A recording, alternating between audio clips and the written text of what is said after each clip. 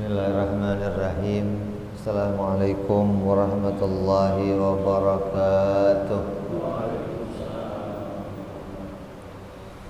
Al-Fatihah ila ruhi Sayyidina wa Habibina wa Syafi'ina Rasulillah Sayyidina Muhammad ibn Abdullah sallallahu alaihi wa ala alihi wa ashabihi wa azwajihi wa dhurriyyatihi an Allah ya'ali darajatihim bil jannah wa yanfa'una bi asrarihim wa anwarihim wa ulumihim wa nafahatihim wa barakatihim fid dini wa dunya wal akhirah wa yaj'aluna min hisbihim ويرزقنا محبتهم ويتوفنا على ملتهم ويحشرنا في زمرتهم بالعافية وسلامة لهم الفاتحة أعوذ بالله من الشيطان الرجيم بسم الله الرحمن الرحيم الحمد لله رب العالمين الرحمن الرحيم مالك يوم الدين إياك نعبد وإياك نستعين اهدنا الصراط المستقيم صراط الذين أنعمت عليهم غير المغضوب عليهم ولا الضالين آمين بسم الله الرحمن الرحيم نويت تعلما والتعليما والتذكرا والتذكيرا والنفع والانتفاع والإفادة والاستفادة والحث على التمسك بكتاب الله وسنة رسول الله صلى الله عليه وسلم والدعاء إلى الهدى والدلالة على الخير ابتغاء مرضاته وقربه وثوابه وحسن الخاتمة مع اللطف والعافية وصلاح العاقبة بسم الله الرحمن الرحيم الحمد لله رب العالمين والصلاة والسلام على أشرف الأنبياء والمرسلين سيدنا وحبيبنا وشفيعنا ومولانا محمد وعلى آله وصحبه أجمعين أما بعد قال مصنف الكتاب رحمه الله ونفعنا به وبعلومه في الدارين اللهم افتح قلوبنا فتوح العارفين وبحكمتك وانصر علينا برحمتك يا أرحم الراحمين ila an qal sampai pada sifat apa kita hari ini?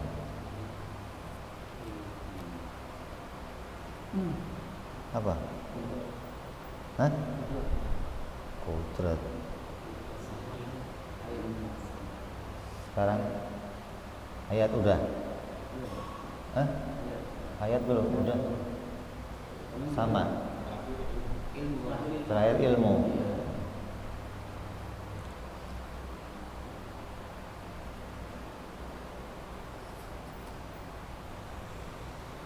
Wajib yang berikutnya bagi Allah Subhanahu wa taala adalah wajib Allah bersifat hayat. Hayat pengertiannya hidup. Ini wajib Allah itu hidup untuk selama-lamanya. Hidupnya Allah itu tidak ada permulaannya dan tidak ada akhirnya. Allah Subhanahu wa taala hidup tidak dengan ruh. Apa? Tidak dengan Ruh. Ruh tahu ruh? Nyawa. Manusia, jin, malaikat, hewan-hewan semua dihidupkan dengan ruh. Artinya Allah menciptakan ruh dan menjadikan ruh bagian dari hidupnya manusia. Allah Subhanahu wa ta'ala hidup tidak dengan ruh. Karena sesuatu yang hidupnya dengan ruh, maka hidupnya dengan batas. Hidupnya terbatas pada waktu tertentu. Selama masih ada ruhnya, selama itu dia masih hidup. Ketika ruhnya diambil, maka dia akan mati. Maka Allah Subhanahu wa ta'ala wajib hidup, mustahil mati. Maka hidupnya Allah itu tidak dengan ruh, menunjukkan tidak ada batas bagi hidupnya Allah Subhanahu wa ta'ala. Artinya enggak diawali sesuatu dan tidak akan diakhiri sesuatu. Kalau kita kan tadinya mati, lalu oleh Allah dihidupkan. Khalaqal mauta wal hayata. Allah menciptakan maut dan menciptakan hidup. Artinya hidup kita itu diciptakan oleh Allah, mati kita diciptakan oleh Allah. Maka kita hidup digandengkan oleh Allah dengan yang namanya ruh. Sama kayak listrik dah. Listrik hidup, hidupnya bergandengan sama lampu, bergandengan sama listrik. Kalau listriknya diambil, lampunya mati. Selama ada listrik, hidup terus. Jadi hidupnya bergantung pada sesuatu. Adapun hidupnya Allah tidak bergantung pada sesuatu apapun. Menunjukkan hidupnya Allah hidup yang wajib, tidak ada awalnya dan tidak ada akhirnya. Hidup yang dengan ruh itu hidup yang terbatas. Nah, ruh itu bukan yang menghidupkan kita, bukan. Ruh itu bagian dari sesuatu yang diciptakan Allah. Jadi banyak orang keliru menganggap ruh itu yang menghidupkan diri kita. Kayak gambarannya di motor lah. Motor itu, kalau motor itu menjadi motor yang hidup, di antara onderdilnya motor yang paling penting yang mana? Yang membuat dia hidup? Bensin. Ada bensinnya juga mati banyak kadang. Busi. Mesin. Gimana? Ya sama, motor juga akan hidup kalau ada strumnya. Kalau nggak ada strumnya, ya nggak hidup. Maka tergantung pada adanya ruh, seperti ruh. Nah, ruh itu diciptakan. Banyak orang menganggap ruh itu bagian dari dirinya Allah. Oh, ini kesalahan paham. Kamu bisa dihukumi kafir kalau pahamnya seperti itu. Artinya begini, ada orang memahami kalau manusia itu mati, maka ruhnya keluar. Terus dikatakan ruhnya kemana? Kembali kepada Allah. Kalau ruhnya kembali kepada Allah, maknanya menyatu dengan dirinya Allah, maka kafir hukumnya kamu. Karena ruh itu bukan bagian dari dirinya Allah yang dibagi-bagikan, bukan. Inna ruh min amri Rabbi. Ruh itu bagian dari perkara atau kejadian yang diciptakan oleh Allah, bukan bagian dari dirinya Allah, bukan. Jadi kalau kamu pahamnya ruh itu ketika mati, manusia mati kembali kepada Allah, maknanya menyatu kembali dengan dirinya Allah, maka hukumnya kafir. Nah, ruh ketika mati kemana? Ruh ketika mati kembali ke tempat khusus yang sudah Allah siapkan. Namanya alam arwah. Ada alam yang di situ tempat kumpulnya para arwah. Nanti dipisahkan, ada arwahnya orang kafir, ada arwahnya orang mukmin setelah mereka mati. Sebelum mereka mati, arwah itu ya kumpul jadi satu di alam arwah. Jangan dikira arwah itu bagian dari dirinya Allah yang diambil, kasih ke fulan. Allah meniupkan ruh kepada Nabi Adam, Allah meniupkan ruh kepada Nabi Isa, dianggap itu bagian dari dirinya Allah. Oh, ini bisa bahaya. Apalagi sampai ngomong ruh itu bukan makhluk. Bahaya nih. Ada nggak yang mengatakan ruh itu bukan makhluk? Ada. Kiai lagi yang ngomong juga. Ada kiai ngomong ruh itu bukan makhluk. Kalau ruh bukan makhluk berarti apa? Kalau ruh bukan makhluk berarti apa? Tuhan dong. Adanya kan cuma dua. Kalau enggak Tuhan, makhluk. Kalau ruh bukan makhluk berarti dia Tuhan. Lah Tuhan dalam diri kamu ada Tuhan banyak berarti. Ini kekeliruan paham. Jadi ruh itu makhluk dan dia diciptakan oleh Allah. Nah, manusia hidup digandengkan oleh Allah dengan ruh. Ruh itu bukan yang menghidupkan, yang menghidupkan Allah. Artinya apa? Allah bisa bikin hidup nggak pakai ruh. Ada nggak? Yang hidupnya makhluk nggak pakai ruh, ada nggak? Apa?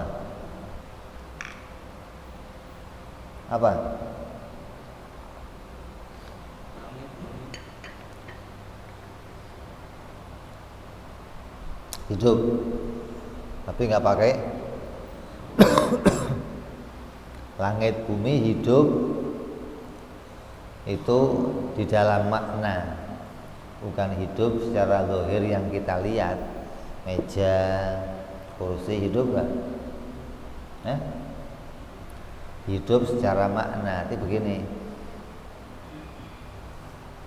dikatakan dalam Al-Quran, setiap segala sesuatu yang di langit dan di bumi semuanya bertasbih kepada Allah. Apa ayatnya? Sabbaha lillahi ma fis samawati wa ma fil ardh. Sabbaha lillah, bertasbih kepada Allah semua yang ada di langit dan di bumi. Bertasbih itu berarti tandanya hidup atau mati? Batu-batu yang di tangannya Nabi bertasbih.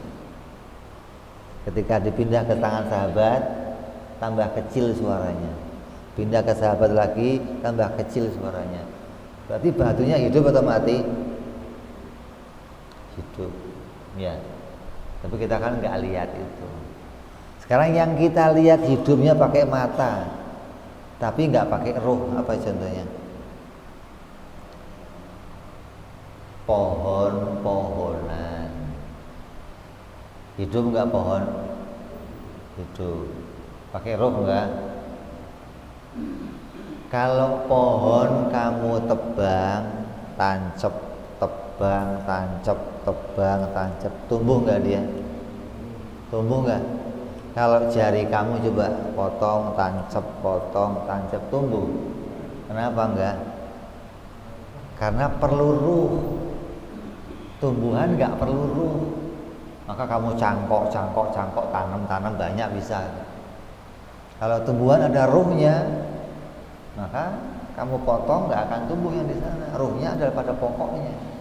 Jari kamu potong ya nggak akan tumbuh lagi, terpisah dari pokoknya. Tapi pohon nggak demikian. Kamu potong, tumbuh di mana aja dia tumbuh. Tandanya pohon tumbuh nggak pakai ruh. Berarti Allah bisa menghidupkan sesuatu nggak pakai ruh. Tandanya ruh bukan yang menghidupkan, gitu loh. Ruh itu sendiri dihidupkan oleh Allah, bukan menghidupkan, bukan. Jadi ruh diletakkan dalam diri kita menjadi bagian dari diri kita, gitu loh. Ya, jadi kita paham ruh itu bukan yang menghidupkan. Maka dikatakan Allah hidup nggak pakai ruh, karena ruh itu bukan yang menghidupkan, bukan. Allah hidup dengan sifat hidupnya yang tidak berawal dan tidak berakhir. Adapun kita hidup bergandengan dengan ruh, karena kita dihidupkan oleh Allah Subhanahu wa taala. Dan ruh itu adalah perkara yang sejak diciptakan ruh itu hidup, dan ruh itu tidak akan mati sampai selama-lamanya. Allah menciptakan ruh, dimasukkan ke alam arwah. Ruh itu ya kita ini. Kita itu aslinya ruh yang Allah letakkan di alam arwah. Ketika di alam arwah kita disumpah semua oleh Allah. Alastu birabbikum. Semua yang di alam arwah itu, mau Cina, mau kafir, mau Fir'aun, mau dedemit, mau kumpul di situ semuanya disumpah. Alastu birabbikum, apakah aku ini Tuhan kalian? Qalu bala. Ya Allah, kami mengakui Engkau adalah Tuhan kami, ya Allah. Semua disumpah. Setelah disumpah semuanya, maka roh itu ditugaskan satu-satu masuk ke dalam jasad-jasad kita. Nah, roh itu jadilah diri kita. Adapun jasad ini hanya pembungkus. Berarti kita ini setelah dihidupkan oleh Allah, kita ini aslinya nggak akan mati lagi. Sampai selamanya kamu nggak mati. Yang ada apa? Pindah alam. Dari alam arwah masuk kemana? Alam rahim. Hidup nggak di perut? Hidup. Muncul ke dunia, hidup nggak? Hidup. Nanti masuk ke kubur, hidup nggak? Hidup. Buktinya apa dikubur hidup? Buktinya apa dikubur hidup? Ditanya malaikat. Kira-kira malaikat mau nanya orang mati apa orang hidup? Orang mati bisa ditanyain nggak? Ya nggak bisa. Yang ditanya orang hidup atau orang mati. Jadi dikubur kita hidup nggak? Hidup. Maka Nabi kalau datang ke kubur selalu Assalamualaikum ya ahli kubur. Sahabat nanya, emangnya dengar ya Rasulullah? Mereka lebih dengar dari kita. Kenapa? Kita untuk mendengar hanya diberikan alat telinga, lubangnya kecil begini.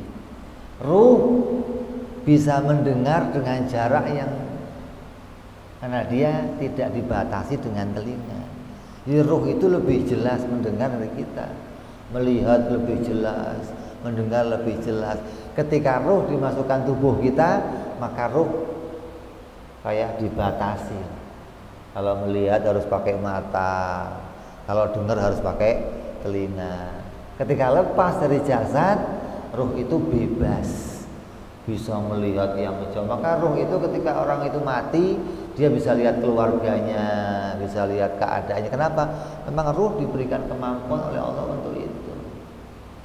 Jadi jangan sampai dipahami ruh itu dianggap bukan makhluk. Allah, ruh itu makhluk, dan ruh itu bukan yang menghidupkan. Yang menghidupkan kita adalah Allah. Sebagaimana Allah bisa menghidupkan pepohonan tanpa dengan ruh. Dan setiap ruh ketika dia mati, yang mencabut adalah malaikat Israil. Ya, tugas siapa? Malaikat. Ruhnya siapa? Ruhnya siapa yang mati diambil Israel? Ruhnya siapa saja yang punya ruh, hingga ruhnya nyamuk, ruhnya semut, ruhnya siapa saja, ketika dia mati maka ruhnya diambil oleh malaikat Israel. Gak ada ruh yang gentayangan, gak ada. Ada gak? Ruh gentayangan ada gak? Hati-hati, ini ada ruh kalau lepas dari tubuh gentayangan. Ada? Pernah lihat? Itu sih ruhnya sundel bolong, ruhnya apa? Si manis jembatan Ancol. Gak ada. Ruh itu ketika lepas dari tubuh, yang menerima siapa? Malaikat Israel. Mungkin nggak malaikat Israel menerima ruh lepas di jalan? Mungkin. Lo kira polisi nangkep koruptor bisa lepas? Ini nggak lepas lagi, nggak sampai diletakkan di tempatnya. Jadi nggak ada ruh gentayangan, nggak ada. Kalau ada kamu masuk, ada orang kesurupan ngomong saya Mbah Anu, itu bukan kakek kamu yang turun, bukan, itu jin yang menyerupai kakek kamu. Kenapa?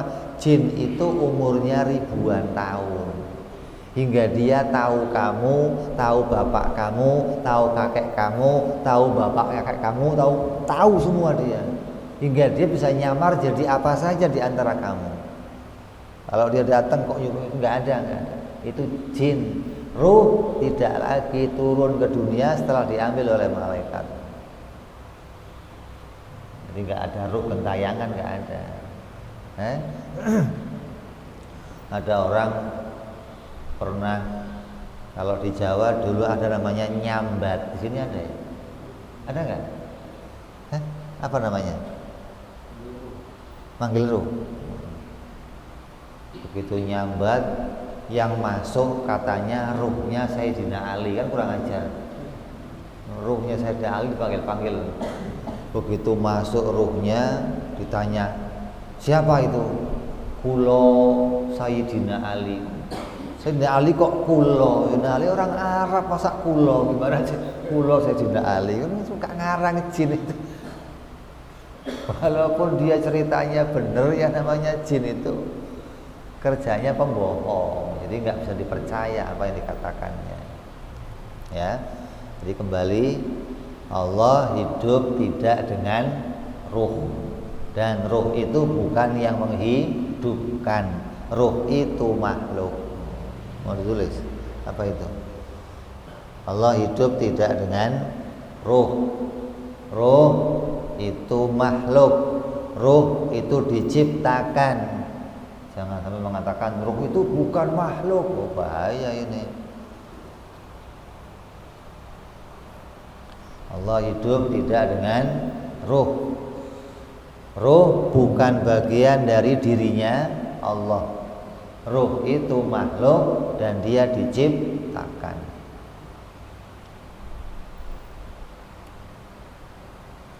Mustahil Allah mati. Maknanya mustahil Allah tidak ada hidupnya. Kalau kita kan bisa saja nggak ada hidupnya kan, tapi orangnya ya ada.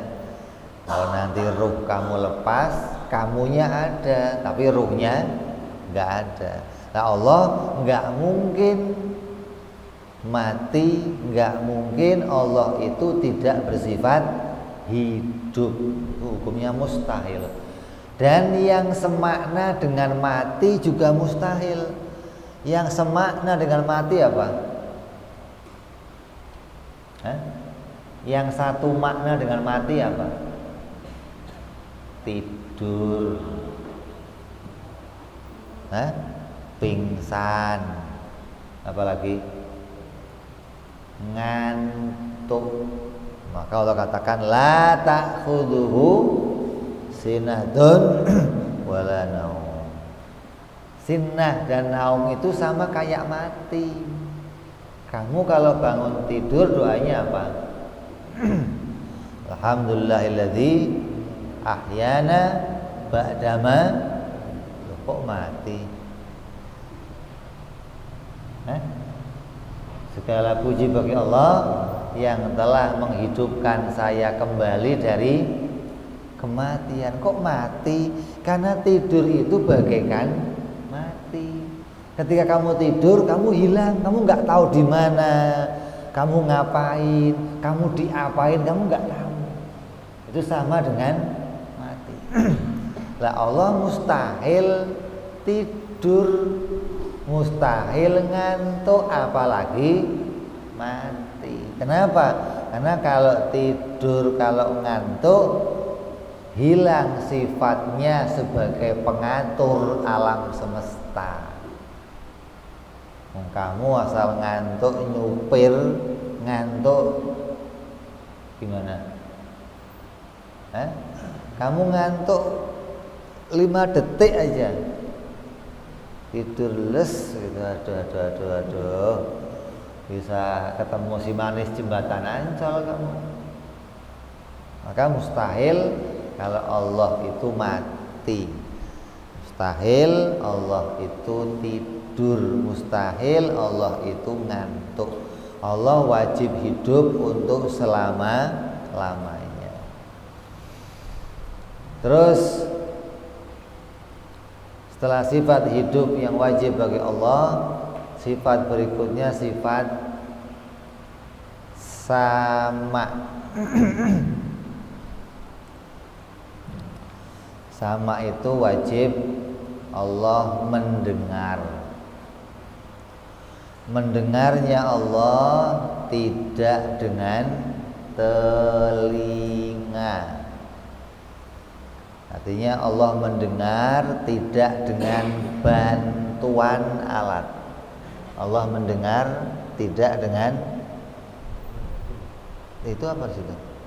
Nah, tulis. Allah mendengar tidak dengan telinga. Allah mendengar tidak dengan bantuan alat. Sesuatu yang mendengarnya dengan bantuan pasti mendengarnya terbatas. Kita dengarnya pakai telinga, maka yang saya dengar tergantung pada adanya apa? Gendang, ya. Di telinga ada apanya? Gendang. Kerjanya apa? Kerjanya apa? Kerjanya bergetar. Kalau ada yang ngomong, dia getar, kamu dengar. Kalau nggak getar, ya kamu nggak dengar. Berarti telinga itu dengarnya khusus suara. Yang bukan suara nggak dengar. Kadang yang suara aja, yang suara kita nggak dengar. Terbatas telinga kita. Contohnya apa suara kita nggak dengar? Kamu kalau pinjem itu sama Pak Polisi atau tukang-tukang itu cari sumpritan anjing. Tahu kamu? Alat untuk manggil anjing. Bentuknya sumpritan. Kalau kamu tiup, kamu nggak dengar suaranya. Tapi anjing datang semua. Kenapa? Frekuensinya lebih tinggi dari daya tangkap telinga kita. Ini kan telinga itu menangkap gelombang yang bentuknya suara yang keras. Kalau dia bergetar gendang kita, maka dengar. Kalau enggak bergetar, maka enggak dengar. Nah, Allah mendengarnya mustahil pakai telinga. Kenapa? Karena telinga mendengarnya hanya pada suara. Nah, Allah mendengar segala sesuatu yang ada. Apa? Allah mendengar segala sesuatu, tulis. Segala yang ada didengar Allah, mau ada suaranya ataupun enggak ada suaranya. Contohnya apa? Contohnya omongan yang di hati kamu. Ada suaranya enggak? Kamu kalau di hati kamu ngomong, orang lain dengar enggak? Kalau orang lain dengar kamu ngomong gimana? Di hati orang lain dengar gimana? Bisa berantem kamu sama orang lain. Asal kamu deketnya orang dasar bau, sialan, duduknya deket sini, kamu ngomong hatinya kan? Itu kalau denger, oh ya bisa berantem. Nah, Allah mendengar yang di hati kita, walaupun nggak ada suaranya. Maka dikatakan wa in tubdu ma fi anfusikum aw tukhfu yuhasibkum bihillah. Ketika sahabat mendengar ayat ini, sahabat datang ke Rasulullah, ya Rasulullah, aduh berat ya Rasulullah ayat ini ya Rasulullah, bu ya diganti ya Rasulullah jangan ayat ini. Kenapa? Masa baru ngomong di hati mau dihisab sama Allah ya? Kata Allah, apapun yang terbersih di hati kamu maka akan dihisab nanti oleh Allah. Belum diucapin belum, baru kerentak di hati, ngomong di hati, dasar si anu mukanya jelek banget. Baru ngomong di hati, Allah akan hisab kamu nanti. Berarti yang di hati kamu didengar oleh Allah Subhanahu wa ta'ala. Dalam hadis yang lain Rasulullah bersabda, yang kalian sembah itu adalah Tuhan yang maha melihat dan maha mendengar. Maka pelankan suara kamu, jangan teriak-teriak kalau minta kepada Allah. Yang kalian mintai zat yang maha mendengar. Maka kamu kalau doa nggak usah teriak, Allahumma, nggak usah. Kenapa? Karena Allah mendengar walaupun nggak ada suaranya. Cukup di hati kamu doa, Allah dengar. Nah, sunnahnya bersuara walaupun didengar oleh dirinya sendiri. Kalau kamu ucapin, dengar. Nah, kalau berjamaah didengar sama jamaahnya. Ya nggak usah teriak-teriak sampai nggak usah. Kenapa? Karena kita iman yang kita mintain zat yang maha mendengar. Hingga kamu nggak perlu teriak-teriak kalau doa sama Allah. Walaupun mulut kamu diem, di hati sampai kepada Allah, Allah akan terima doa kamu. Ini wajib Allah mendengar, nggak pakai telinga. Karena Allah mendengar tidak terbatas pada suara. Apapun yang tidak ada suaranya pun sesuatu itu didengar oleh Allah Subhanahu wa ta'ala. Terus mendengar pakai suara, mendengar pakai telinga itu mengalami perubahan. Kamu kalau dengar suaranya orang dari jauh ngomongnya, jadinya apa? Kecil. Kalau tambah dekat, tambah kenceng. Berarti orang yang dengar pakai telinga mengalami perubahan. Kalau dia deketin baru kenceng, kalau dia jauhin pelan. Allah mendengar nggak begitu. Yang kenceng ya didengar kenceng oleh Allah, yang pelan ya didengar pelan oleh Allah. Nggak ada perubahan apa yang Allah dengar dari yang aslinya, nggak ada. Kalau kita kan mendengar mengalami perubahan. Kalau jauh tambah kecil suaranya, kalau dekat tambah gede suaranya. Allah nggak demikian mendengarnya. Ya, jadi wajib Allah mendengar tidak dengan telinga. Jangan sampai kita pahami seperti orang-orang Mu'tazilah, orang-orang Qadariyah yang mengatakan Allah mendengar pakai telinga, tapi telinganya beda sama telinga kita. Telinganya kayak telinga gajah gede gitu. Nggak boleh. Karena kalau Allah mendengar masih pakai telinga, kayak apapun telinganya mesti terbatas suara. Sedangkan Allah mendengar nggak terbatas suara. yang bukan suara pun didengar oleh Allah Subhanahu wa ta'ala.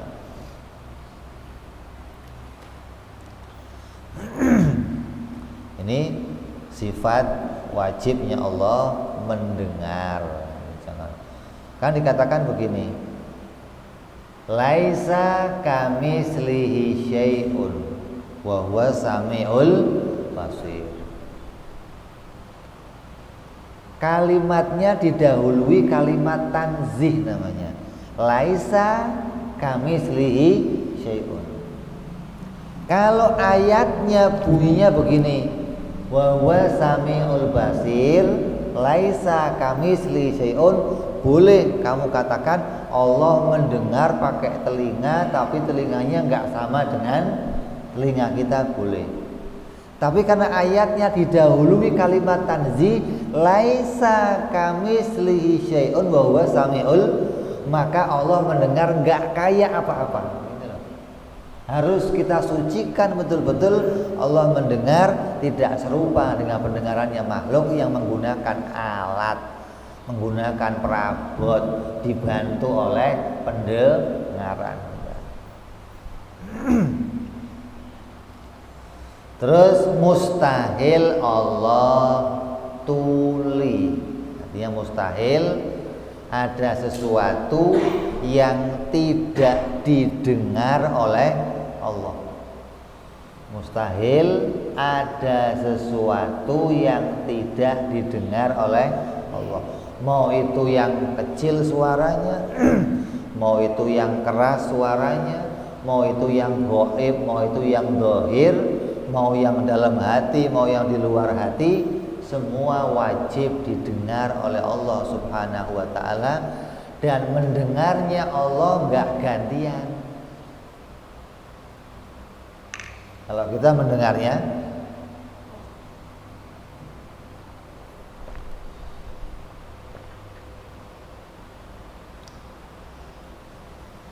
Allah, sifat mendengarnya Allah esa. Kalau kita alatnya berapa? 2. Coba 2 telinga kamu itu kamu pakai dengar satu orang sono ngomong, bisa nggak? Bahkan 2. Yang dengar berapa? Kalau ada 2 orang ngomong bersamaan, kamu nggak bisa dengar dua-duanya, harus gantian. Lu tunggu dulu biar dia ngomong dulu. Ngomong lo, udah stop, nah, lo ngomong. Coba ngomong bareng itu hakim bisa dengerin. Di pengadilan dua-duanya ngomong itu hakim keder, ini mau apa? Walaupun telinganya 2, yang didengar tetap 1. Menunjukkan pendengaran kita dibatasi oleh Allah. Nah, Allah mendengar seluruhnya bersamaan, enggak bergantian. Jadi kalau kamu doa, saya doa, si fulan doa, enggak ada masalah. Kamu enggak usah protes kalau ada orang doa, tunggu gua dulu doa, lu jangan doa dulu, enggak ada masalah. Doa bareng-bareng aja enggak ada masalah. Pakai gantian segala. Nah, Allah mendengar sempurna, mustahil ada sesuatu yang tidak didengar oleh Allah. Mustahil Allah itu tuli. Tuli itu kan sifat cacat atau sifat kekurangan. Kalau kita omongan orang yang di luar sana pada ngomong kita nggak dengar. Nggak dengar itu belum tentu tuli. Kalau tuli pasti nggak dengar. Tapi kalau nggak dengar belum tentu tuli. Kenapa? Menunjukkan yang kita dengar terbatas. Pendengaran saya terbatas, sehingga ada yang saya dengar, ada yang saya nggak dengar. Nah, Allah nggak demikian. Nggak ada yang Allah nggak dengar, nggak ada. Terus kalau ada suara, kamu bisa suara itu, kamu sengaja tutup telinga kamu biar nggak dengar. Ya, ada orang ngomong, kamu tutupin. Dengerin dong. Enggak, saya nggak mau denger lah. ngomongnya jorok. Ada begitu? Nah, Allah nggak bisa begitu. Ada sesuatu yang bisa didengar, tapi Allah nggak mau mendengarnya, nggak bisa. Wajib didengar oleh Allah, gitu loh. Menunjukkan pendengaran Allah sempurna, nggak dibatasi sesuatu. Nggak bisa Allah milih-milih. Oh, saya mau dengar yang nggak mau dengar yang ini, nggak bisa. Semuanya wajib didengar oleh Allah. Menunjukkan pendengaran Allah sempurna. Jadi kalau ada kalimat begini, kamu sudah tahu dengan sifat Allah ini, maka kalau kamu doa, sering ada orang doa begini, mudah-mudahan Allah mendengar doa saya. Ada begitu? Hah? Ada begitu? Lah kalau ada orang doa begitu, itu kok Tuhan didoain biar dengar, itu emang Tuhan pernah nggak dengar apa? Mudah-mudahan doa kita didengar Tuhan. Allah wajib mendengar.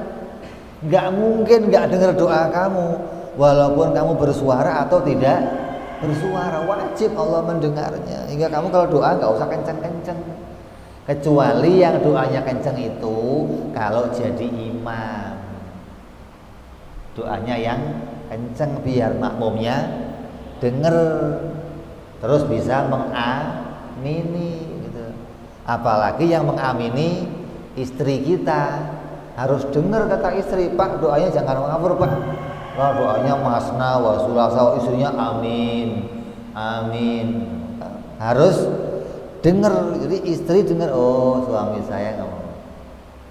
Terus kalau kamu berdoa nggak pakai suara, doanya untuk sendiri, bukan untuk bersama-sama. Walaupun kamu berzikir, saya mau zikir sama Allah nggak pakai suara, sampai kepada Allah, didengar oleh Allah, nggak harus pakai suara, nggak harus. Hanya saja zikir yang nggak pakai suara, zikir yang nggak pakai suara, maka nggak ada pahalanya. Zikir itu pakai suara, disuarakan gitu, walaupun pelan. Kalau zikir nggak ada suaranya, ya nggak ada pahalanya. Beda kalau kamu dalam sholat. Beda lagi Quran nanti, Quran lagi. Kalau kamu baca Quran kok nggak ada suaranya, itu nggak ada pahalanya. Jadi kalau kamu zikir masih ada pemahamannya, masih kamu ingat sama Allah, di hati kamu zikir Allah, Allah, Allah, kamu masih connect kepada Allah. Tapi kalau baca Quran nggak ada suaranya, ini nggak ada pahalanya. Karena baca Quran itu tilawah, harus disuarakan, bukan seperti zikir. Kalau zikir kamu di dalam hati masih connect kepada Allah, tapi kalau Quran harus disuarakan. Ini yang wajib kita ketahui, batasan tentang sifat mendengar bagi Allah Subhanahu wa ta'ala. Terus yang berikutnya sifat basor, melihat. Wajib Allah melihat. Melihatnya Allah tidak dengan mata. Melihat yang pakai mata, maka penglihatannya pasti terbatas. Terbatas pada apa mata itu? Orang melihat pakai mata terbatas apa? Yang dilihat pakai mata apa? Hah? Apa? Yang kamu pandang apa? Gadis. Lu nggak ada yang lain dipandang? Yang kamu pandang apa? Yang kamu lihat apa? Hah? Wujud. Apa? Yang dilihat dari wujud apanya? Loh kamu kan ngelihat dari bayi sih ya. Kok ditanya yang dilihat apa, kok bingung? Kamu lihat dari umur berapa saya tanya? Yang kamu lihat selama ini apa? Hah? Gila lu, lupa. Oh dilihat kok lupa. Sekarang masih lihat nggak? Masih. Hah? rupa. Rupa itu apa? Rupa itu apa? Bentuk. Rupa itu apa? Bentuk. Apalagi?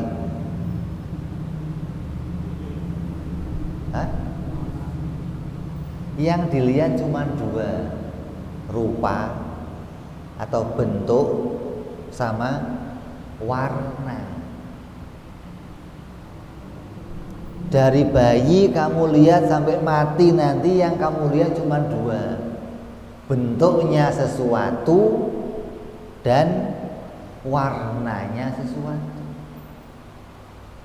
Ini ruangan ini yang kamu lihat apanya? Bentuknya dan warnanya.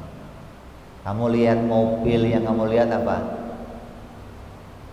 Bentuk dan warnanya. Kamu lihat gadis yang cantik yang kamu lihat apanya? Bentuk dan warnanya. Nggak ada yang lain. Jadi penglihatan kamu dibatasi oleh Allah dua, bentuk dan warna. Selainnya kita nggak bisa lihat. Artinya Allah membagi-bagi alat kita, telinga, mata, lidah, hidung. Kalau manis, ada nggak manis? Manis itu ada nggak? Bisa dilihat. Asin ada nggak? Bisa dilihat. Bisa. Suara ada nggak? Suara ada nggak? Bisa dilihat. Jadi penglihatan kita terbatas pada dua hal, warna dan bentuk. Nah, penglihatan Allah tidak terbatas. Artinya apa? Allah melihat segala sesuatu yang ada. Apa aja berarti yang dilihat Allah? Ya apa aja yang ada, termasuk manis Allah melihat, asin Allah melihat, bau, wangi ada nggak? Allah melihat. Semua yang ada dilihat oleh Allah tanpa ada batasnya. Bau, warna, wangi, rasa. Apalagi suara, ada nggak suara? Dilihat oleh Allah. Nah, kalau kamu tanya caranya gimana Allah ngelihat, nggak usah dipikirin. Bukan tugas ente mikirin gimana caranya Allah lihat, bukan. Tugas kamu mengimani Allah melihat segala sesuatu yang ada. Kalau nggak ada, yang mau dilihat apanya, mau barang nggak ada. Asal dia barangnya ada, maka Allah melihat seluruhnya tanpa bergantian. Allah melihat segala sesuatu tanpa bergantian. Kalau kita matanya dua, tapi kalau lihat lirik coba mata kamu satu ke sono bisa? Bisa? Walaupun kamu jereng matanya, tetap lihatnya. Ada orang-orang yang saking pikirannya pendek, menganggap Tuhan melihatnya pakai mata. Karena mata terbatas, kata dia, kalau dipaksakan Tuhan pakai mata berarti melihatnya cuma depan doang. Maka dia bikin gambarnya Tuhan melihatnya matanya sini ada, sini ada, sini ada, sini ada. Ada orang yang bikin gambaran Tuhan begitu. Ada yang bikin gambaran Tuhan tangannya banyak, tangan. Ada. Kamu kalau nggak percaya lihat film India loh, nanti ketemu Tuhan yang macam-macam. Ada Tuhan yang matanya banyak, tangannya banyak, ada yang mukanya banyak, sini muka, sini muka, sini muka. Ini pikirannya gimana? Lah kita kan Allah melihat dengan penglihatan yang esa, Tidak pakai mata. Kalau pakai mata mesti terbatas. Nah, Allah melihat nggak pakai mata, hingga segalanya dilihat oleh Allah yang ada, dan Allah melihatnya tidak bergantian, nggak tengok, enggak. Allah melihat tanpa ada perubahan pada dirinya. Kalau kita kan melihat ada perubahan, kalau mau lihat ke sono ya tengok. Atau kamu mau melihat orang lain sama melihat diri kamu, kan berubah, sono mari. Kalau kamu lihat diri kamu nggak lihat orang lain. Kalau kamu lihat orang lain nggak lihat. Nah, Allah nggak begitu. Allah melihat dirinya sendiri dan melihat yang lainnya tanpa bergantian. Itu penglihatan yang sempurna. Ya, jadi Allah melihat segala sesuatu. Dan Allah mendengar pun pada segala.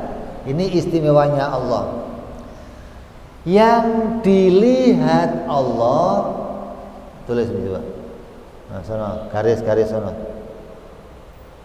Yang dilihat Allah juga didengar. Yang didengar Allah dilihat. Kalau kita kan enggak. Yang dilihat ya dilihat saja. Yang didengar saja. Kalau Allah enggak demikian.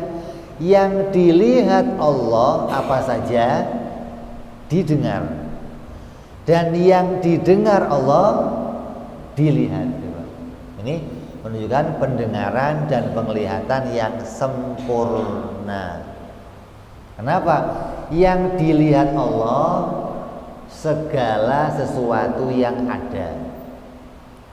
Yang didengar Allah segala sesuatu yang ada. Kan sama-sama ada ini. Maka yang didengar Allah juga dilihat, yang dilihat Allah juga didengar. Jangan kamu batasin, oh Allah mendengar suara, Allah melihat hanya warna. Oh, enggak, itu kita.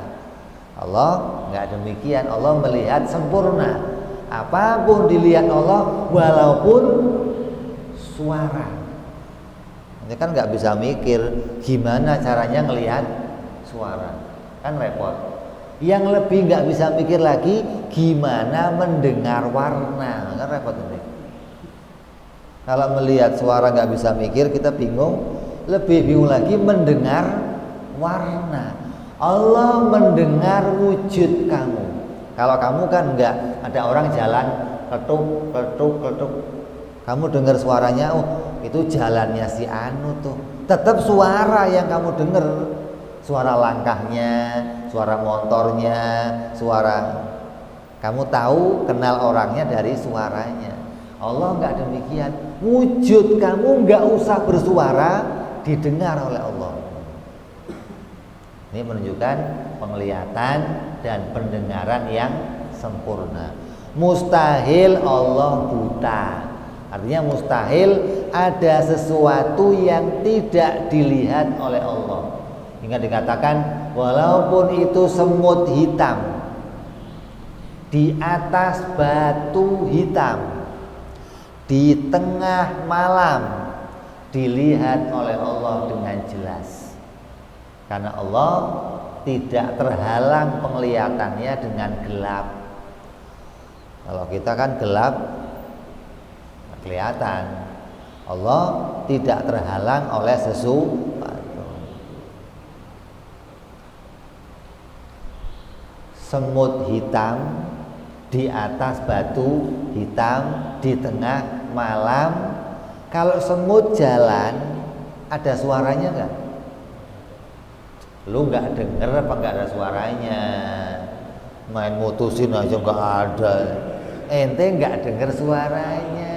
Bukan nggak ada suaranya, tandanya kita mendengarannya terbatas gitu loh. Allah mendengar suaranya semua jalan Allah, karena pendengaran Allah sempurna, tidak terbatas ya. Jadi wajib Allah melihat, tidak dengan mata, mustahil Allah buta, mustahil ada sesuatu yang tidak dilihat oleh Allah. Terus mendengar dan melihat itu sempurna mana? Sempurna melihat apa sempurna mendengar? Kamu kalau suruh milih dari keduanya, milih yang mana? Milih jadi orang yang melihat atau milih jadi orang yang mendengar? Milih mana? Lebih enak mana? Bisa ngelihat tapi tuli, buta tapi mendengar. Pilih mana?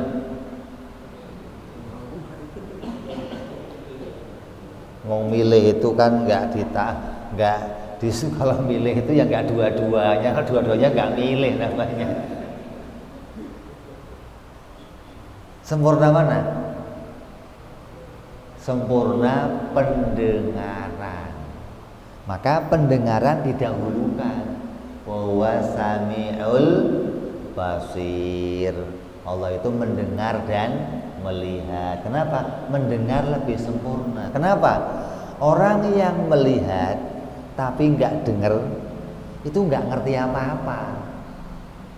Kalau kata orang Jawa itu mentorong tapi orang ngerti gong.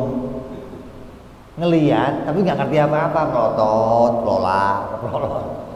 Tapi orang yang mendengar dia nggak ngelihat apa-apa tapi tahu, oh si fulan di sono, oh lagi rencana jahat nih fulan nih, oh lagi mau, dia tahu. Maka suara itu lebih sempurna dari penglihatan. Kenapa? Karena suara mengandung ilmu pengetahuan, kamu tahu ngomong anu, info. Tapi kalau lihat nggak ada pengetahuan yang kamu terima, nggak ada. Lagi sempurna. Maka banyak wali-wali buta, wali buta, tapi sedikit wali budek sedikit. Kalau wali buta banyak. Kenapa? Karena buta itu nggak lihat sesuatu dari mata koyornya, tapi mata hatinya ngelihat. Lah pendengarannya tajam, memahami ini, pahami ini.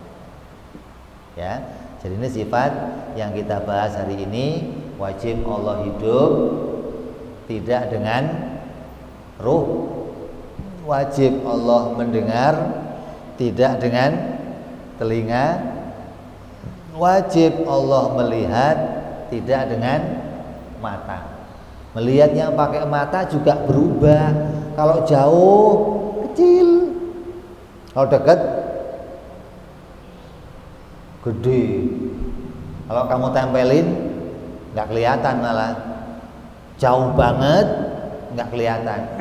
Berarti melihat yang pakai mata mengalami perubahan. Allah melihat nggak mengalami perubahan. Yang kecil dilihat kecil, yang gede dilihat gede oleh Allah. Nggak ada yang nggak dilihat, nggak sekecil. Di dalam gelas ini ada makhluknya nggak? Di air ini, kamu ngelihat? Kalau pakai itu apa? Lihat. Menunjukkan penglihatan kita terbatas. Allah melihat sekecil apapun dan mendetail. Nggak ada yang terlewat dari penglihatannya Allah Subhanahu wa ta'ala. Ya. Dari yang kita bahas barangkali ada yang mau dipertanyakan. Wallah.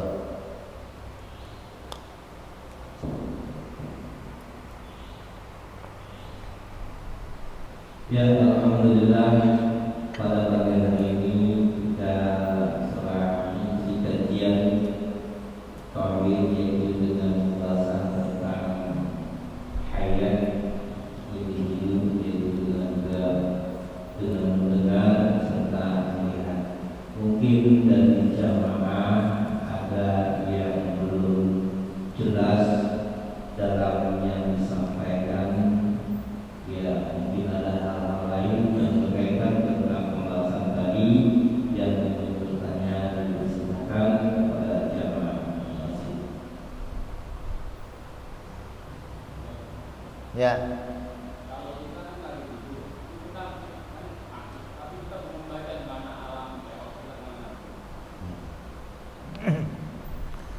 Waktu kita tidur, kita kan matanya merem, tapi kita bisa lihat. Itu lihatnya pakai mata apa? Ya. Kamu kalau tidur merem nggak? Merem. Kalau ngimpi ngelihat nggak? Pakai mata apa lihatnya? Berarti Allah bisa bikin kita melihat nggak pakai mata, gitu loh. Makanya Nabi Shallallahu Alaihi Wasallam bersabda, saya bisa melihat dari depan dan dari belakang. Nabi diberi oleh Allah dua penglihatan, depan dan belakang. Kayak apa? Kayak apa? Kayak HP.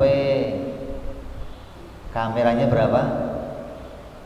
Dua, depan ada. Nah, itu Nabi begitu. Jangan kamu anggap, wah emang bisa. Nggak tahu dia. Ya, jadi Allah menampakkan, gitu loh. Allah menampakkan untuk kita macam-macam waktu kita tidur. Kadang itu rupanya bunga tidur yang Allah tampakkan, kadang itu informasi dari Allah. Tapi kita lihat waktu tidur tidak pakai mata. Yang lihat siapa? Ruh. Yang melihat ruh. Jadi ruh kita itu bisa melihat, bisa mendengar, tapi nggak pakai mata, nggak pakai telinga. Gitu. Ya, buktinya matanya merem tapi bisa melihat. Atau kamu merem aja lah, merem terus bayangin, bisa nggak? Kelihatan? Pakai apa lihatnya? Pakai mata hati. Nah, kita punya dua mata, tiga mata kita, mata kepala, mata hati, sama mata kaki. Ya. Baik, kira-kira sudah cukup untuk penjelasannya. Mungkin dari yang lain silakan.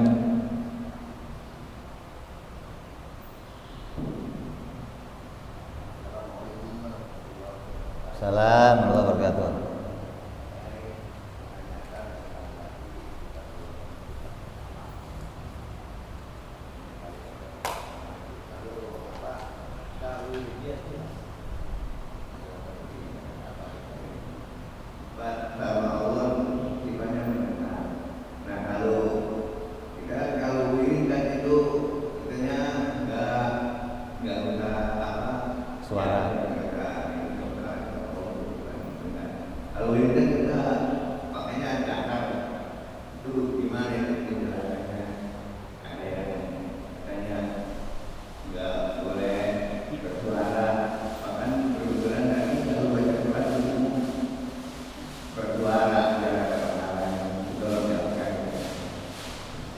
Itu urusannya thariqah.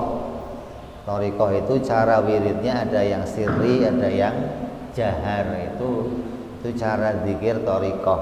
Mana yang baik, yang jahar apa yang sirri? Ya semua dua-duanya baik. Semua yang enggak baik, yang enggak zikir itu enggak baik.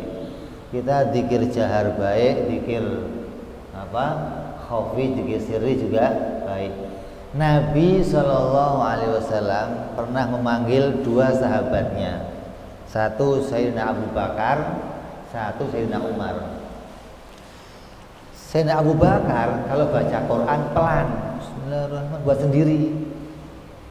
Sayyidina Umar kalau baca Quran kencang, Bismillah, orang dengar semua. Dua-duanya dipanggil sini. Ente benar kalau baca Quran kencang-kencang. Iya ya Rasulullah. Apa alasannya? Ini barang benar ya Rasulullah. Orang lain biar dengar semua kebenaran, jangan kita tutupin. Itu kata Sayyidina Umar. Sayyidina Abu Bakar lain lagi, tanya, Abu Bakar sini, kamu kalau baca Quran kok pelan, kenapa? Ini barang baik ya Rasulullah. Jangan semua orang dengar, orang kafir jangan dengar, sayang. Ini barang baik. Itu alasannya, dua-duanya punya alasan gitu loh. Yang zikir khafi ya punya alasan, yang zikir jahar ya punya alasan. Zikir jahar kenapa alasannya? Biar telinga dengar, biar konsentrasi, biar setan hilang gitu. Kenceng zikirnya, subhanallah, subhanallah, subhanallah. Ada yang zikirnya pelan, biar apa? Biar khusyuk, biar sampai kepada Allah, biar dua-duanya punya alasan. Tapi kalau kembali ke pembahasan kita, mau yang khafi, mau yang jahar, Allah mendengar, gitu loh. Jadi kalau kembali ke pembahasan ini, nggak ada masalah. Ente mau zikir kenceng, bagus.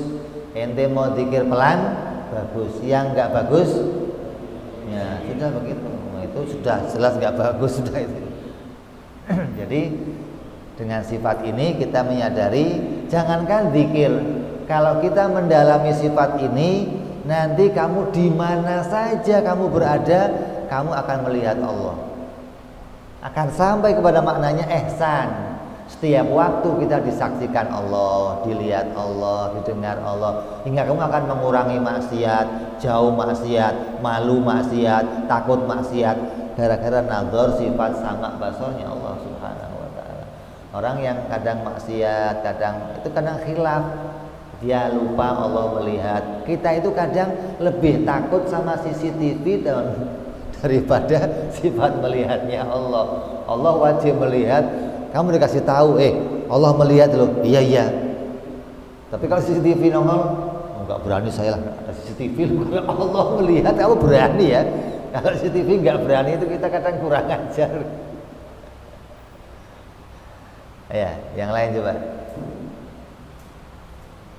Baik, sudah cukup jelas masalahnya dalam tafsir dan dalil sama dengan Allah SWT. Mungkin selanjutnya dari yang lain ya.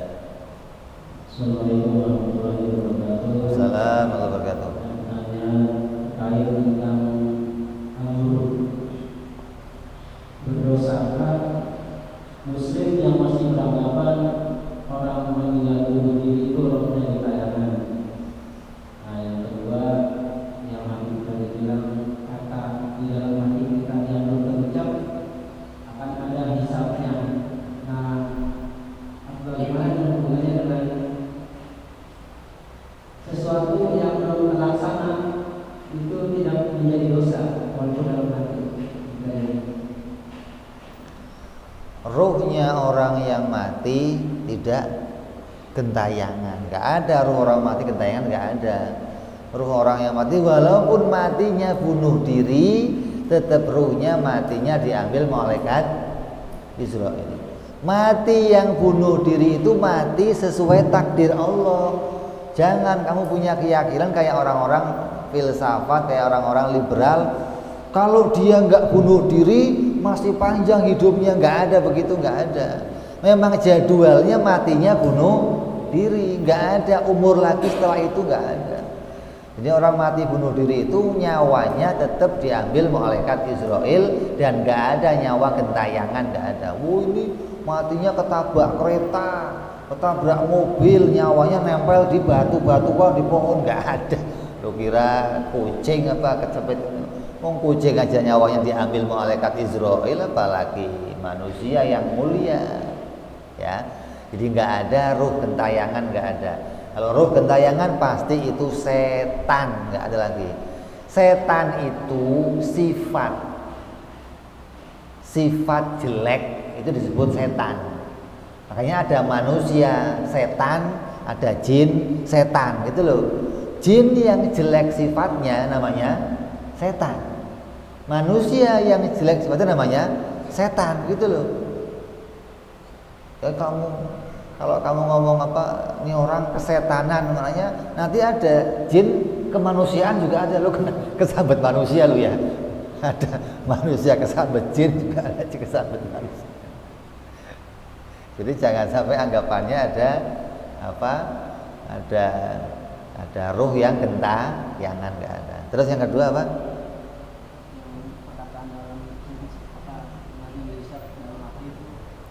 Wa in tubdu ma fi anfusikum aw tukhfu yuhasibkum billah. Yang kamu ucapkan maupun yang kamu simpan dalam hati yuhasibkum, dihisab oleh Allah. Loh kok bisa? Karena itu perbuatan. Mulut ya perbuatan, hati juga perbuatan. Hati ini juga amalan. Kan kita itu dapat perintah dua, amal dohir, amal batin. Amal batin kita suruhnya apa? Husnudzon sama orang, ya, sabar. Itu amal batin tuh. Tawadhu, khusyuk. Kalau lihat orang husnudzon, nggak gampang suudzon, nggak mencela orang dalam hati. Lah, saya kalau belum ngelakuin gimana wong dalam hati? Maksudnya bukan niat, bukan. Kalau niat, kamu niat di hati kamu, maka niat itu belum dihisab selagi kamu belum melakukannya. Kalau niatnya baik, langsung dihitung pahalanya. Kalau niatnya jelek, belum dihitung dosanya sampai kamu melakukan. Itu niat. Niat itu kan rencana, saya pengen sedekah, sudah dihitung pahala oleh Allah. Kamu lihat pasir nih, pasir setumpuk, kamu liatin pasirnya, terus hati kamu ngomong, ini coba ini emas segini, saya amalin ke masjid semua. Kamu dihitung oleh Allah amal emas segunung juga. Mau? Begitu makanya kalau lihat pasir-pasir tuh, ya Allah, lah begitupun kamu ngomong yang jelek-jelek, dasar nih orang nggak sopan banget, nih orang mukanya jelek, nih orang pincang jalannya, nih orang matanya jereng, nih orang, itu di hati ngomong begitu, Allah menghisab, dihisab sebagai omongan yang jelek. Maka sahabat ngomong, ya Rasulullah, itu berat untuk kami ya Rasulullah. Apa kata Rasulullah? Sami'na wa ata'na. Kalau Allah perintah, omongkan sami'na wa ata'na. Jangan kamu kayak orang Yahudi, sami'na wa asoyna. Saya dengar tapi saya ingkar. Berat ya Rasul, saya nggak mau. Oh, nggak boleh. Kita harus sami'na wa ata'na. Ketika nggak berhasil, hatinya masih sering ngomongin orang, hatinya sering, ini perintahnya berat, tetap kita tunduk perintah Allah dan jalan keluarnya minta ampun. Gitu, ya Allah, ampuni saya ya Allah. Ini hati saya kalau lihat orang kok masih celamitan aja ngomong, ya Allah minta ampun ya Allah. Makanya ada orang ngomong, kalau kamu mau aman, wanita itu yang aman dikasih cadar. Wanita yang cantik dikasih cadar. Kalau mau ke masjid, kamu ketemu wanita cantik, nggak terbayang-bayang itu loh, masuk masjid sholat, karena wanitanya pakai cadar. Kalau nggak pakai cadar, kamu lihat masuk masjid, Allahu Akbar, muncul tuh gambarnya, Allahu Akbar. Lah kata orang, yang pakai cadar khusus yang cantik-cantik aja, yang nggak usah. Saya ngomong keliru. Yang jelek juga penting dicadarin. Biar apa? Biar hati kamu nggak ngomongin dasar jelek, pesek, hitam, kan dosa juga jadinya. Jadi yang satu membuat kita terbayang-bayang dosa, yang satu bikin kita ngomongin juga dosa juga. Jadi yang jelek jadi cadarin, yang cantik ya itu baru aman dunia namanya. Kamu nggak akan ngomongin orang lagi, gitu. Ya. Jadi sikapnya bagaimana? Sami'na wa ata'na. Ada perintah Allah berat namanya. Ya Allah, sami'na wa ata'na. Kerjakan. Kok nggak berhasil? Nggak berhasil ya Allah. Kerjakan aja. Nggak usah pakai ngomong gimana nih, enggak. Kayak Bani Israel jadinya kamu. Ketika Bani Israel diperintah oleh Nabi Musa, Bani Israel, masuk ke Palestina. Di sana ada raja yang zalim, kita perangi, Allah akan kasih kita kemenangan. Apa kata Bani Israel? Musa, kamu ajalah sama Tuhan kamu yang kesono lah, berat. Saya di sini aja lah, kurang ajar. Itu Bani Israel. Sami'na wa asoyna. Saya dengar, tapi saya ingkar. Ya, jadi kita sami'na wa ata'na, walaupun berat, walaupun nggak berhasil, ada ampunan dari Allah Subhanahu wa Ta'ala. Ya. Yang lain coba. Assalamualaikum warahmatullahi wabarakatuh. Waalaikumsalam warahmatullahi wabarakatuh. Saya mau nanya masalah kesurupan. Di kita umumnya kalau ada kesurupan manggil ustaz. Ustaz tadi dalam bilangin kalau sudah keluar gitu. Ini biasa neneknya mau mobil atau tongnya mau mobil. Kalau naik udah begini makanan kesurupannya. Itu juga sebenarnya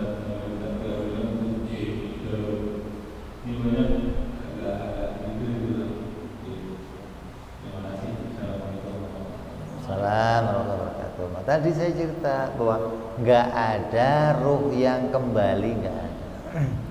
Kalaupun dia itu kesurupan terus ngomong siapin makanan kesukaannya ini, jin tahu semua. Jangankan makanan kesukaan kamu, selingkuhan kamu dia tahu. Karena jin itu hidupnya ribuan tahun. Jadi dari masa ke masa dia melihat keadaan kita. Dia tahu kesukaan kamu apa, tinggalnya kamu di mana, kerjaan kamu apa. Ketika ngomong sama anaknya, fitnah jadinya. Kakek datang ini kan kadang-kadang ya. Itu saya ngomong Sayyidina Ali datang kan repot. Nanti Rasulullah kamu sambat juga panggil Rasulullah datang. Berat begini. Ya, jadi jangan sampai kita menganggap yang demikian. Ruh itu bisa berjalan lebih cepat dari burung. Mana buktinya? Ketika Nabi Isra Mi'raj, Nabi sholat di Masjidil Aqsa bersama siapa? Bersama siapa? Siapa? Jibril, terus para nabi. Berarti ruhnya Nabi dihadirkan oleh Allah. Seluruh nabi hadir ke Masjidil Aqsa. Ya. Selesai di Masjidil Aqsa, Nabi berangkat ke Sidratul Muntaha. Sampai langit, Nabi Isa udah di langit. Tadi di Masjidil Aqsa. Tahu-tahu di langit, cepat mana? Jadi ruh itu istimewa. Bisa jalan cepat. Bisa melihat yang jauh, bisa melihat. Jadi kalau ruh kita itu kembali ke keluarganya, bisa jadi Allah tunjukkan dia dari jauh. Kayak kamu lihat CCTV lah. Oh, keluarga saya. Oh, anak saya lagi gitu loh. Nah, kalau ruh yang Allah datangkan itu ruh yang khusus, ruhnya para nabi, ruhnya para wali-walinya Allah yang diberikan keistimewaan sama Allah. Dikatakan ruhnya para nabi itu dikubur mereka sholat, mereka zikir.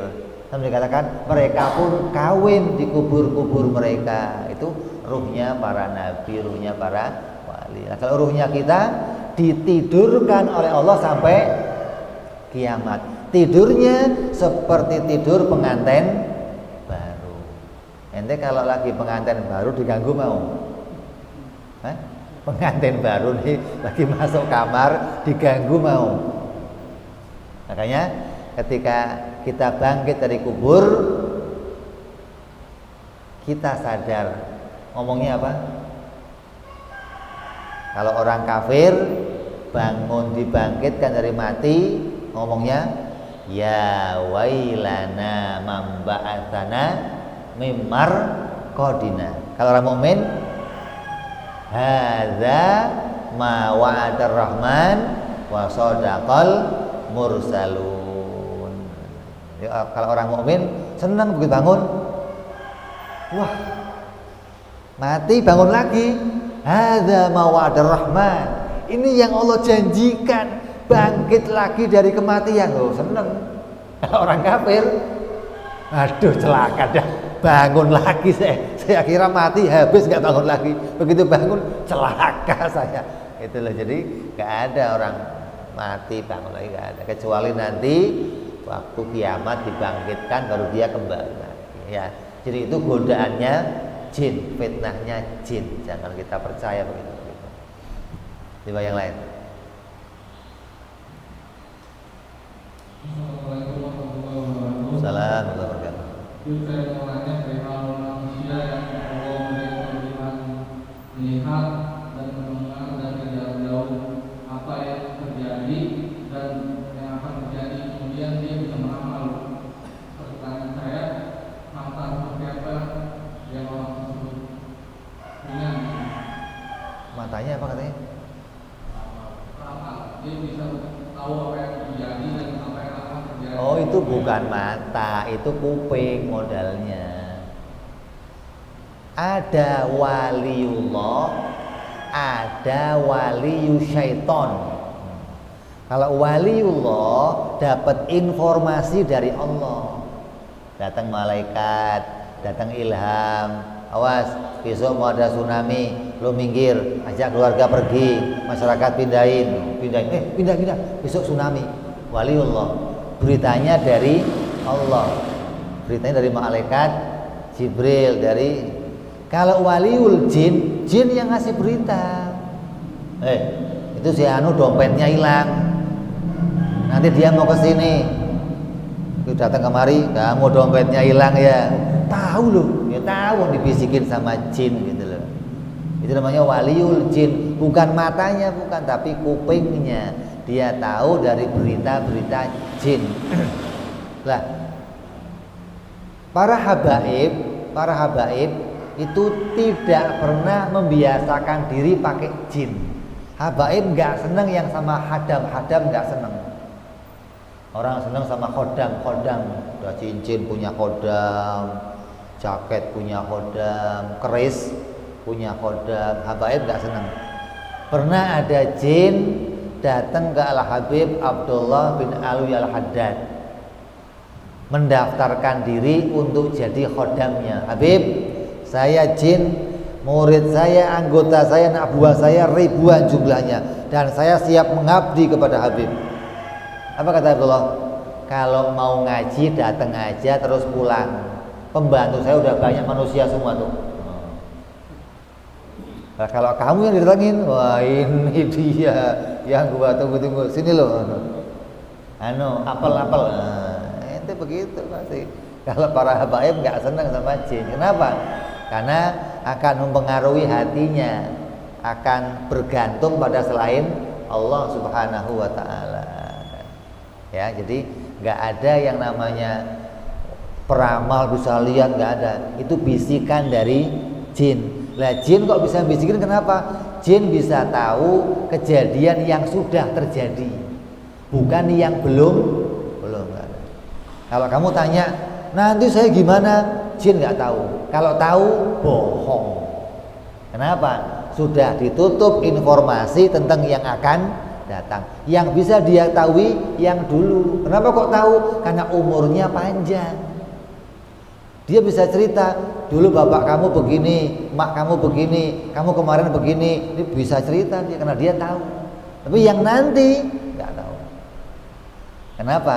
Nggak ada informasi masalah itu. Kalau dia ngarang, itu namanya ahli nujum, pura-pura bener. Nggak ada fakta yang menunjukkan tentang yang akan terjadi. Itu ramalan, dan itu bukan kebenaran, pasti isinya kebohongan. Kalaupun bener, ngepasin. Karena nggak ada yang tahu kejadian yang akan datang, hingga jin, malaikat nggak tahu, kecuali diinformasikan oleh Allah Subhanahu wa ta'ala. Ya, jadi harus kita yakin informasi hanya datang dari Allah dan para rasul, nggak ada yang lain. Ya, ini cukup ya. Jadi mungkin kajian pada ahad ini cukup, sementara cukup, mungkin masih ada yang tersimpan pertanyaan, bisa di pertemuan yang akan datang dengan izin dari Allah. Amin. Dan itu sebelum ditutup, kami mengangkat kepada segenap jamaah yang sudah mengambil kalender, yaitu segera untuk menghubungkan